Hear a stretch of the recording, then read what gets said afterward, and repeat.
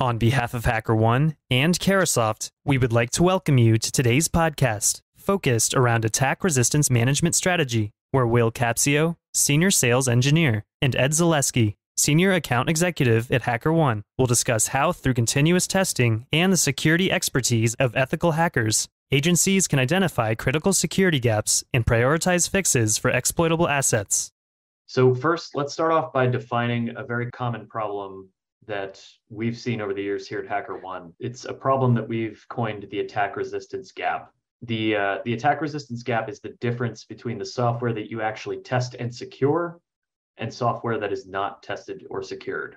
So earlier this year, HackerOne conducted a survey of over 800 IT and security executives across both American and European organizations. One of the key findings in that survey was that the respondents believe over 1/3 of their attack surface is undefended, nearly 40%. They cited the scarcity of security talent and infrequent testing as the primary drivers.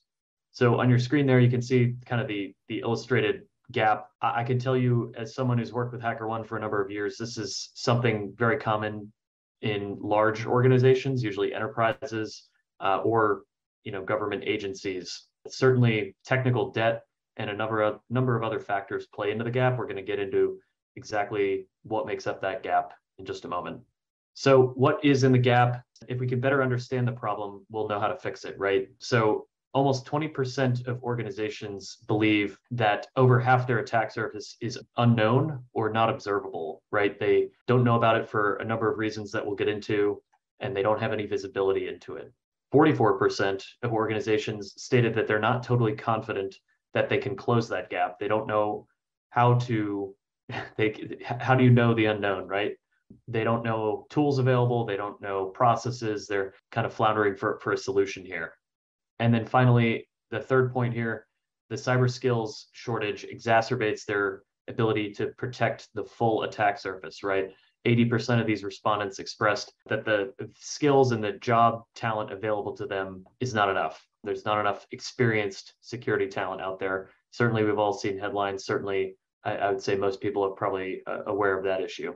So just to give you a quick background on what an ASM tool is, just in case anyone doesn't know, it is a tool that is focused on inventorying your entire external exposure.